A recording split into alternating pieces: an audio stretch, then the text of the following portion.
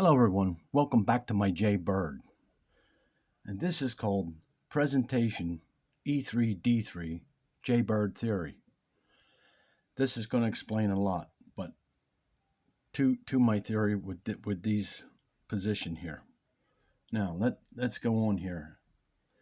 Those pawn pushes E3D3 in any order is not just an opening, but a theory that presents multiple ways of how you are to think and play, such as not pushing your pawns up too fast, but with patience.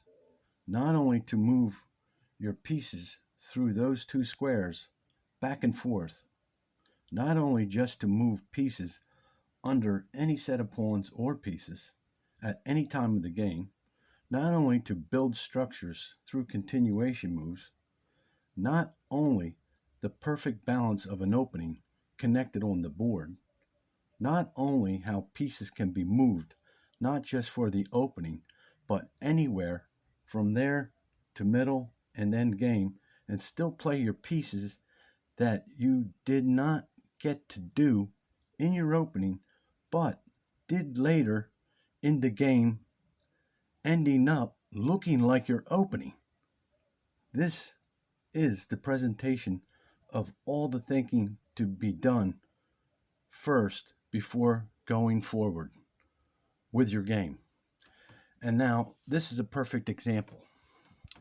This game here is Knights Waiting reverse, Knights Bird to bot 2600, game 54.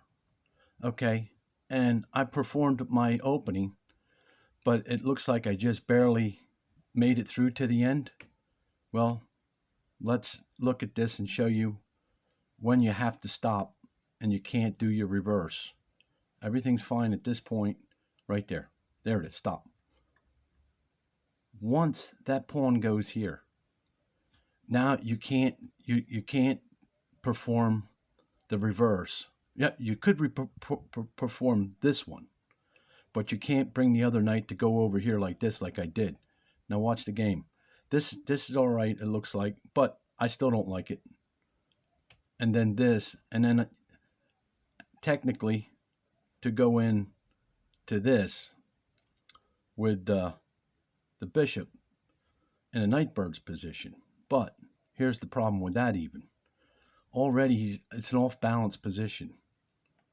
You see, I'm thinking about, look at all my pieces over here, and already he's starting to attack over here. And then now you think, well, go castle your king. You're running into trouble. So what I'm trying to say is, when he does that in that position, here's my guess. Now I'm going to make his moves. I didn't figure it out yet, so I'm just guessing what it might be, because that's how I play my game and my theory. I got to look at it, and then because there's an off balance right here. See, there's balanced positions, and these two pawns, like I said, what I told you, is balance. There's no disconnect. Well, he's disconnecting, but he's disconnecting in a special way here to throw my balance off what I'm trying to do in my theory. You see what I'm saying? And now this position here is better than my. It's leaning. It's already leaning because he's probably. So he did that. Let me see. And then he does that. Let's see if I can remember this. So it goes like this. Now, instead of going like this, you go like this. What did he do? He pushed this one up and then go like this. Keep the balance. You see, because he did this, now you can just see it, the balance here in the game. Because he pushed this piece, you stop the reverse, and now I'd have to continue my moves, because see, remember how you move your pieces. This could go up. Now this could go, if it changed, you might have to push this up, or maybe you got to, now I don't like attacking right away, push that up, get that out to bring the knight this way, or you got to start bringing this knight up.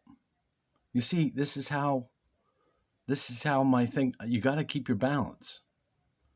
That's my whole theory. I'm telling you, I just got done telling you about a balance. See, now I tried to I'm using this way to create my opening, but I had to look why the game was so close to what it was, and this is the move. This move here made the difference of the whole game.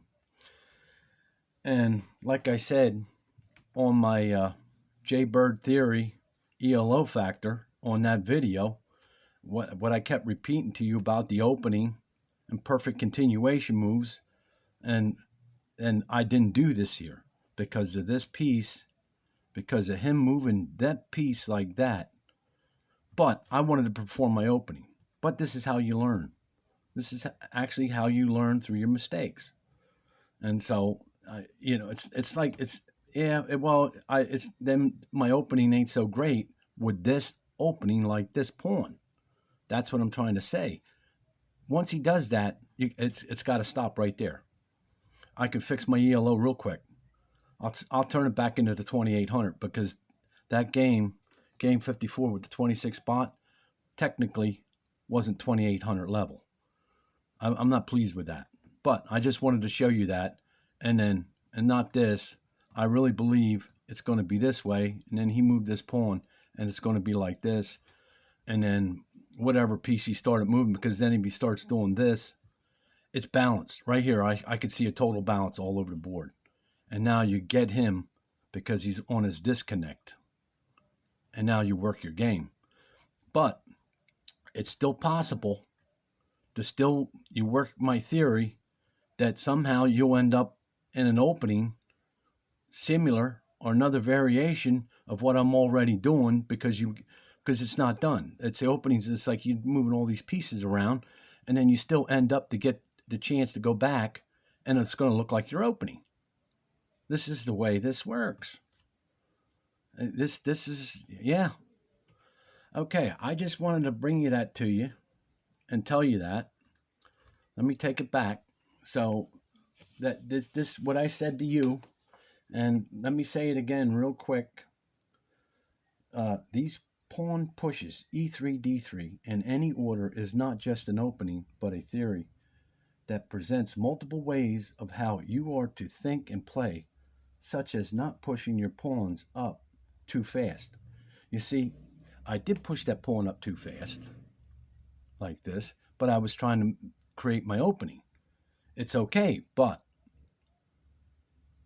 once that pawn happened, now that thinking has to change. Remember when I told you the ELO factor? And do I have that close by? Yes, I do, real quick. And what did I say?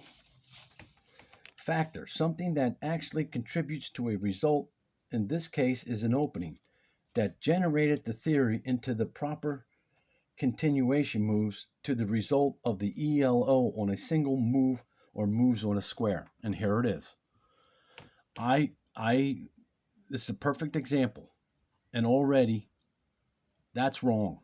Technically that is wrong. I lost balance. Already I'm off my balance. And my ELO factor just went down right here because of that push.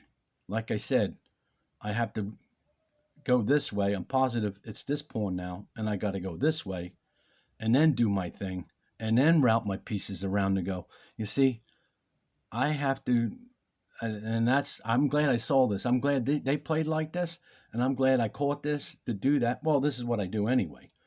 I got to see why. I couldn't understand why he even got as close as he did, because he's not supposed to even be that close. No, my theory is proper and correct. I didn't perform it right. I just performed an opening, but I didn't really use my theory. Now, I'm trying to show you and tell you it's just not pushing these pawns and pieces. It's actually, now you're supposed to do something else. Okay, good. You thought about going in the reverse, but when you see something, no, it's got to change. This got to come up. This got to come over. And things get moved around then. You start moving pieces around, and that'd be cool. If I could play a program that's going to do that all the time, well, then that's cool. I'd work my theory and show you how I can go all the way around here and still end up the way I wanted to be in the first place because he did that.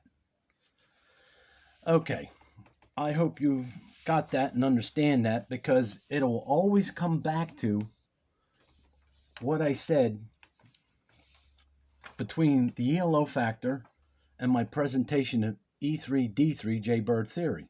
Between these two, I'm correcting what I'm saying and how it works because my theory works. Like I said, it's just not pushing these two pawns up and playing the game. You see? Or pushing one pawn and then trying to get in an opening and do that, and already you're in a bad position. Look, already I'm off balance. There's no balance. And even though he's disconnected here, but this is a good disconnection. You see, I'm already off balance. No good. That's why when the game falls and I go into my opening, look at this. This is no good. This is no good. And that's my theory, but it don't matter. I'm fighting myself. No good. It's all forced. See, this is forced now. No good. It's good, but not with that pawn push. And look where that pawn's at. That pawn's still sitting there. That's amazing, huh? So, no, that pawn was a great push towards my theory. But how is somebody going to know? Well, see, the thing is, I've been playing a program and I've been performing these openings different ways, and now it caught on. I teach in the program. Like I've been saying, I've been teaching this AI chess programs a lot. And, well, it's cool because now it's teaching me, too, what I have to do and what I have to see. Not because to go, well, I'm learning chess. No. I still play the same way I do. I love to move my pieces around. That's cool. You want to play? Okay, I'm this man. Instead of there, all right, no, I changed my mind. You wanted to push this? All right, and I go like this. Right there already. I like this game. And now I need to see depending what he's going. Oh, he went like this. That's right. He went like this. Whew. What do I want to do? What do I want to do here? Really? What do I want to do? What's his plan? Nothing threaten that. Maybe I'll just bring my knight over here in the knight's queen. I mean, over the queen. It's not the knight's queen, but the knight's queen would be the queen up here. But, well, there you go. But first, if I was going to do that, here again, maybe put the bishop up here. Nope. Well, it's possible to do that. Play a little dicey, put it here, put the knight up here. No, I don't want that. I got to push this pawn up to get the knight's queen. Knight here, queen here. So I got to think about this. Maybe push it here, attacks, come back here. Get it prepared. Okay, I'd have to play this a couple times with this pawn. This is goofy to me.